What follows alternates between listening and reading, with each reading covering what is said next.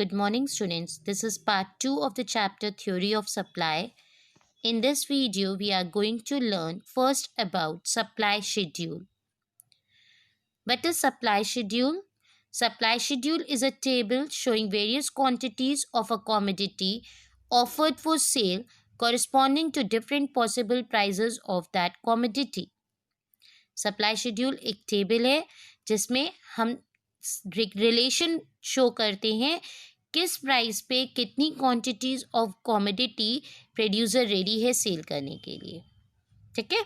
Supply schedule is of two types. Supply schedule two types के होते हैं बेटा. First one is individual supply schedule and the second is market supply schedule. Now individual supply schedule. Individual supply schedule refers to supply schedule of an individual firm in the market. Means एक particular firm किस price पे कितनी unit cell कर रहा है अगर हम उसको टेबल पे शो करते हैं that we call it as individual supply schedule. You can see here when the price is 1 the supply is 10.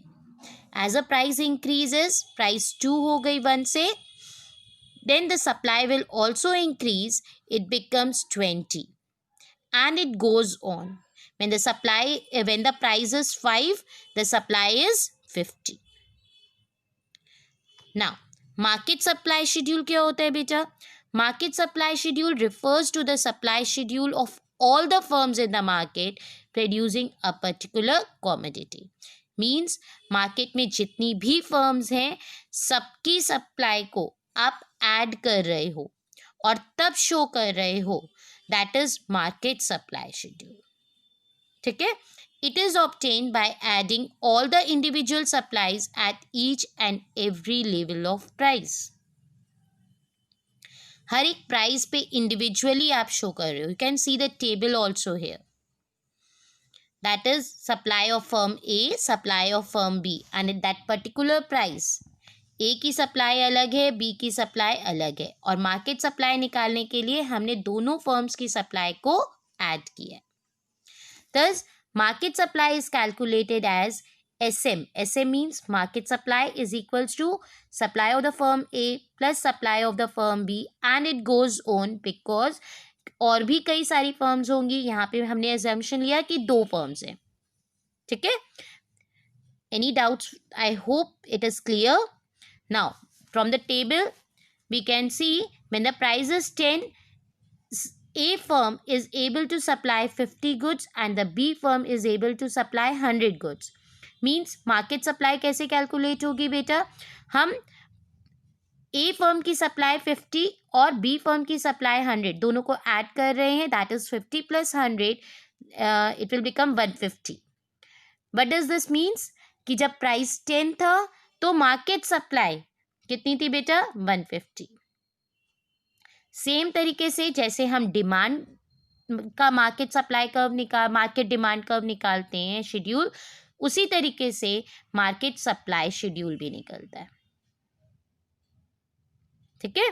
जब प्राइस 20 है at that time A firm able to produce 100 commodities, B firm is able to produce 200 quantities. It means 20 price पे total market supply कितना हो गया? 200 plus 100 that is 300. When the price increases we can see here also the supply is also increases. It means बेटा कि supply और price में direct relation है. I hope it is clear to all of you. Now supply curve. Supply curve refers to a graphical representation of supply schedule. आप जब supply schedule को graph के form में शो करते हो उसको क्या बोलते हैं बेटा? Supply curve. It shows direct relationship between price and quantity supplied. यहाँ पे क्या शो करता है? Direct relationship and keeping the other factors constant. हमने कई सारे डिटर्मिनेंट्स ऑफ सप्लाई पढ़े हैं बट जब हम सप्लाई शेड्यूल और सप्लाई कर्व की बात कर रहे हैं तो वो किसके ऊपर इफेक्ट कर रहा है बेटा? Only price and the other factors are constant. Supply curve is of 2 types, individual supply curve and market supply curve. Now, individual supply curve. Individual supply curve refers to a graphical representation of individual supply schedule. आप supply schedule को जब curve के form में show कर रहे हो, that is over here S S is the supply curve, O X is the quantity and O Y is the price axis. When the price is 2, the supply is 10. When the price increases, जैसे price increase हुई 2 से 3 हो गई बेटा, supply भी 20 हो गया, है ना. जब प्राइस 4 हुआ तो सप्लाई 30 हो गया. इट मीन्स वॉट, जिस जिस तरीके से प्राइस बढ़ेगी सप्लाई भी इंक्रीज होगी. I hope it is clear. Individual supply curve है मतलब इंडिविजुअल फर्म का हम यहाँ पे शो कर रहे हैं supply. Now market supply curve.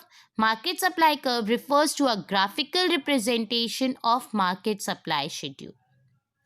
आप मार्केट सप्लाई शेड्यूल को जब ग्राफ के फॉर्म में शो करते हो तो उसको क्या बोलते हैं हम, market supply curve.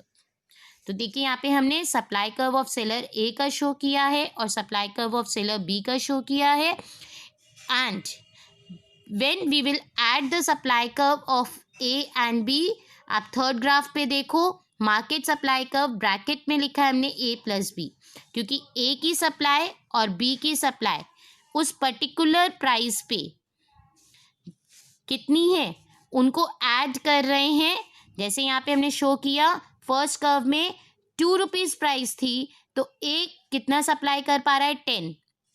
And second curve में देखें 2 रुपीज़ प्राइस है तो बी कितना सप्लाई कर पा रहा है बेटा 20.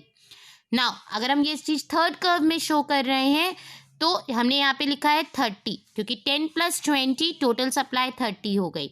It means 2 rupees when the price is 2, the supply is 30. In the same way, they have added all the supplies of A and B at the particular price and they have showed the supply curve. That is market supply curve. I hope it is clear to all of you. Thank you, students.